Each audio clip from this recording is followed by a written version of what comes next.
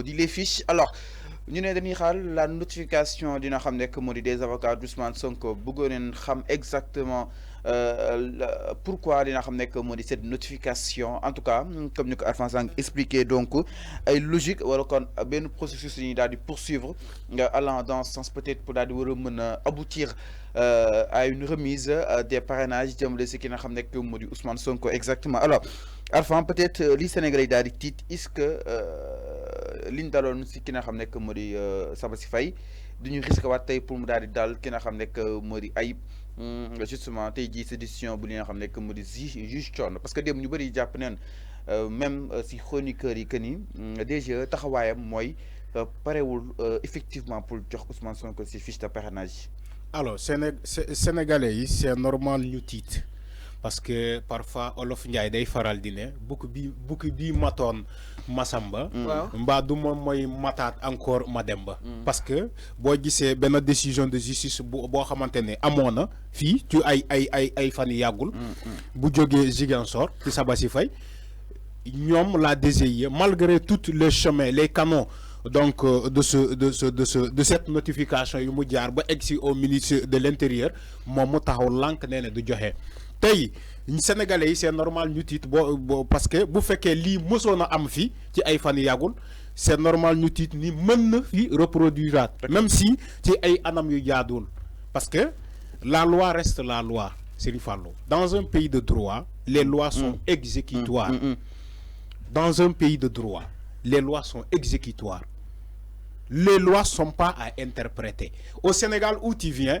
tu vois des gens qui interprètent la loi ay nit taxaw di interpréter la loi seul le Sénégal ngay gis noonu loi kenn du ko interpréter loi dañ koy exécuter dañ koy jëfee parce que la loi est là malgré dans toute sa rigueur elle doit être appliquée à tout le monde. Effectivement. Elle doit être appliquée à tout le monde. nekkul diw moo gën a rafet moom loi da koy épargner wala diw moo ëpp xaalis loi da koy épargner loi du noonu dans ce cas on serait dans l'anarchie donc bu fekkee bëggoo nekk ci anarchie dans la démocratie, on dit le citoyen est obligé de se conformer aux règlements. Et les règlements sont tous, ce sont la loi. C'est l'ensemble des lois qui sont des règlements. Okay. Donc, si dañu nekk Sénégal, dëkk boo xamante ne ñoom ñooy nekk dëkk droit la, dëkk yoon la, force restera à la loi, et que la loi n'est pas respectée dans sa rigueur, dans toute sa rigueur, c'est qu'il y a problème. Il y a problème. Sans que moom loolu lay wax défaillance étatique. Parce que défaillance boobu moom la ñuy gis ni ci administration sénégalaise l'administration sénégalaise c'est comme si on comprend même pas ban doxalin lay doxal actuellement parfois tu dis que pourquoi l'administration sénégalaise est politique mais loolu tu te poses des questions pourquoi l'administration sénégalaise est politique alors que l'administration ne devait pas être politique. C'est des hauts fonctionnaires. Effectivement. C'est des hauts fonctionnaires de l'État. C'est-à-dire qu'ils ne devaient pas se mélanger à la danse, de s'immiscer à la danse des politiques. Les politiques, si nous avons un langage politique, nous sommes dans l'espace politique. Nous avons l'administration. L'administration politique. Tu vois tous les directeurs généraux, ils n'ont pas de politique. Le temps des parrainages, tu vois même des directeurs, ñi taxaw ne la man jëbal na Amadou Ba ay fiches ay parrain. C'est quoi dans ci petit ko bobu? Motax nga gis ay ñu melni Tanor Thiendella Faye taxaw di défier toute une république. Di jël suñu loi yi di leen manipuler, di leen foyer comme il veut. C'est ça la réalité nañ ko wax hein. Tanor Thiendella Faye il fait ce qu'il veut au niveau de la DGIE. Il fait ce qu'il veut. Mais ce n'est que pour comme ça. Oui, d'accord, je suis d'accord. Mais je parle bien avant ça. Je parle bien avant ce jugement. Okay. Parce qu'on l'a vu ici. Le pouvoir en cassation n'arrête pas la notification, la décision qui est en place. Le pouvoir en cassation ne peut pas suspendre la décision donc, du juge. Mom, Tanor, taxaw na fi défier Sénégalais, malgré ça, je ne vais pas respecter Damay Khar Cour suprême. Il l'a fait ici. On suppose qu'il ne va pas répéter la même boulette. Man, là, boulette. Parce que c'est diamétralement ce qui est administratif. Ce qu'il fait là, avec administration, c'est-à-dire qu'au Sénégal, on mélange beaucoup de choses. D'ailleurs, il y a un analyste, voilà, un chroniqueur, il talk sur plateau, on dit là le code électoral, on dit là le droit pénal, on dit là le droit civil, il y a un même aspect. Oh, même ça, Sénégalais, ça, d'où nous menons, situé où, problème, il s'agit de quel problème? Chaque jour, il y a des manipulateurs qui sont là. Parfois, ils ont dit l'euro avec droit. Alors que de droit. Parce que tu sais pourquoi? Quand on parle de matière électorale, c'est le code électoral dont on va invoquer. Disna Degna Dembe, un analyste politique, le cas de Barthélémy Diaz, évoqué le code électoral et le code des collectivités locales. Lo xamantene bokul mu jël ko mélanger ko lu yëpp dans la tromperie. Maintenant, c'est-à-dire que xam nit bu nekké ci tromperie, duy bëgg sénégalais xam.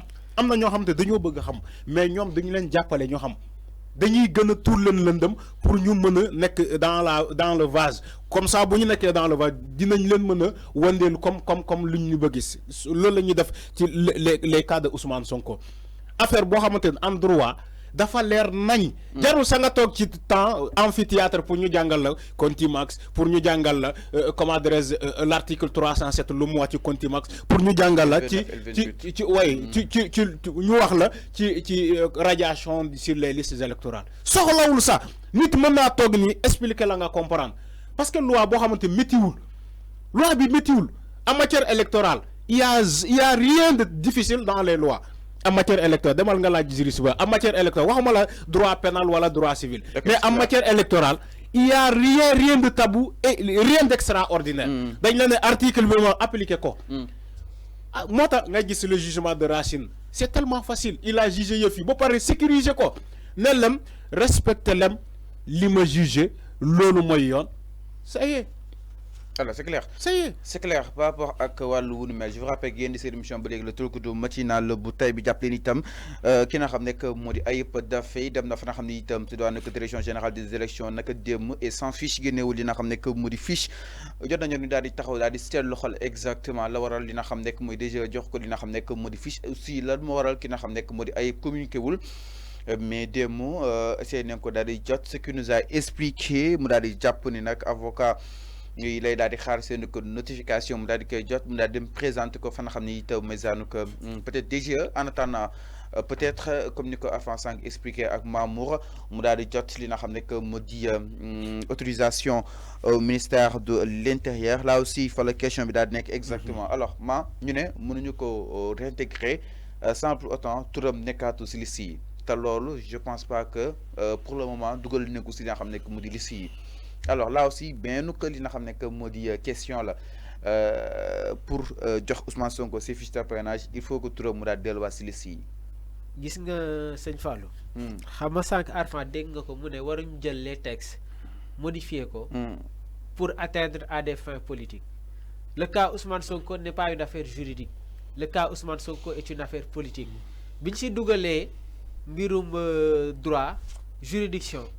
Le pôle d'avocat de Ousmane Sonko Ousmane à sa personne ñoom dañu am li nga xamante ne moom mooy gain de cause parce que je te dis un truc tey jii Ousmane su fekkoon ne que il n'avait pas d'éléments solides tangibles amul benn tribunal bu koy jox dëgg vis-à-vis avec l'État du Sénégal parce que quand je parle d'État du Sénégal tey jii nii l'adversaire de Ousmane Sonko dem nañu ba xam ne que au fait c'est l'État du Sénégal te man dama jàppoon ne que l'adversaire de Ousmane Sonko doivent être les candidats à la candidature ñi nga xam ne tey jii bëgg nañu jël réew mi parce que tey jii nii nga nekk ci état bi nga nekk ci opposition bi vous avez les mêmes buts xam nga lan mooy but bi c'est-à-dire à la quête du pouvoir donc je pense que actuellement gis nga Fallou mbirum juridique yii yëpp ñu jël dugal ko si dafa jël beneen tournure parce que au début sooy xool kàddu yi nga xam ne l'ancien garde des Sceaux ministre de la justice Ismaïla Madior Fall mi ngi ko doon wax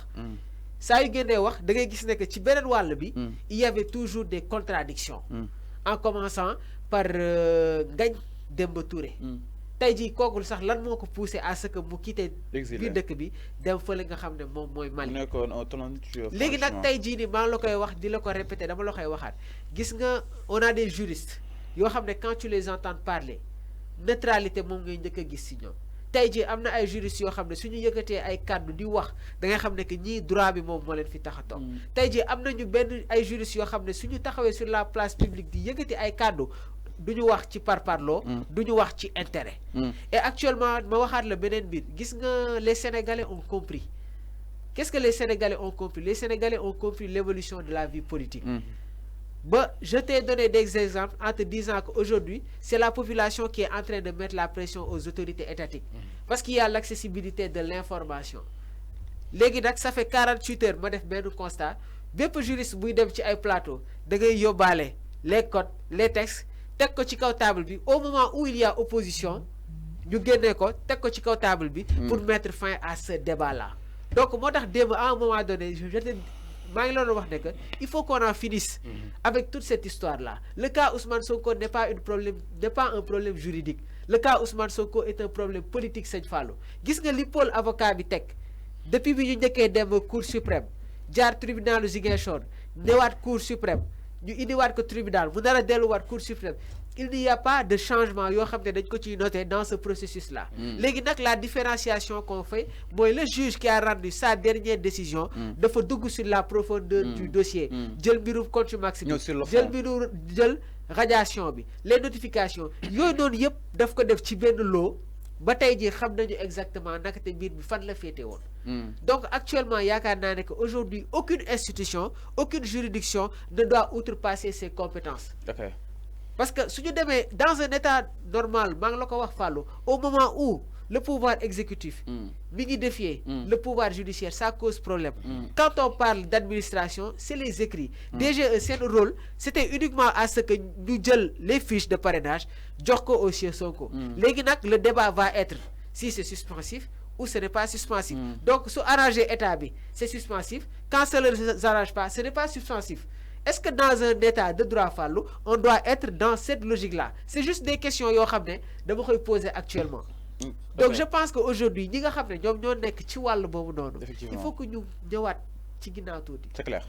Repartir Fallou sur les pas de la bonne gouvernance. Le président Sall en 2012, leur cheval de bataille, c'était quoi? La bonne gouvernance, réduction au cours des comptes, patrie avant parti. Mais actuellement, dans le champ politique, il n'y a plus cette liberté d'expression. Problème, il faut le commencer. Il y a une crise des valeurs. On doit déparer au sein de l'actualité politique. Mais actuellement, au Sénégal, dès que moment où il y a des moments où ils veulent coûte que coûte liquider un adversaire à se présenter sur les élections de 2024. Et le constat qu'on fait, comme si au Sénégal, il y a un seul candidat, Ousmane Sonko. Et je dis que la volonté qui a été multipliée, accentuée, dès que Ousmane Sonko, si on régularise, dem sur le plan social, dem sur le plan économique, les problèmes de la société, on n'en serait pas là. Arfan, toute la vie ne doit pas être de la politique. Parce que politique. Les Sénégalais sont en train de souffrir Fallou. Quand lañuy waxtané ci lolu? C'est clair. Je te dis un truc, amna ay ndaw yo xamné ba ci demb ci goudi Arfan. Il y a une dame qui m'a interpellé, néma ba tay sama ndaw mënagul dem jangi. Qu'est-ce qui se passe avec les universités? Tay ji université yi tëj nañ leen. Jël étudiants yi mettre leen au blocus. Est-ce que dans un état normal ci tank yi ni mom lañu wara doxé? C'est toujours des questions yo xamné dama koy poser. Légui nak suñu la déggé ngay wax ñu lay indexé wala ñu lay situé la aussi benn parti alors que ce n'est pas le cas. Fi kenn àndu fekk Ousmane Sonko kenn faralu fi ak Ousmane Sonko. Nous ne sommes ni de Pastef, nous ne sommes pas aussi des adhérents. Mais c'est juste qu'il y a la réalité, il y a les faits, qui fait non mom la ñuy defaat. Concernant la radiation, les notifications, toutes les choses yo xamné tay ji ñi koy tek ci kaw Ousmane Sonko pour l'empêcher à se présenter sur des élections de 2024, ce sont des choses inexactes. Encore une fois, le cas Ousmane Sonko n'est pas un problème juridique, c'est une solution, c'est un problème politique. Un problème politique se résout par une solution politique, Seigne Fallou. Donc il faut que suñu autorité ñu revenir à la raison, baye xel population askani cadre yi nga xamné ñi koy yëkëti et aussi ñu jéma régler li pour que Sénégal jëm ci benen tank. Ma yokal la touti xam nga en matière électorale dafa am ce qu'on appelle l'urgence parce que l'urgence Ousmane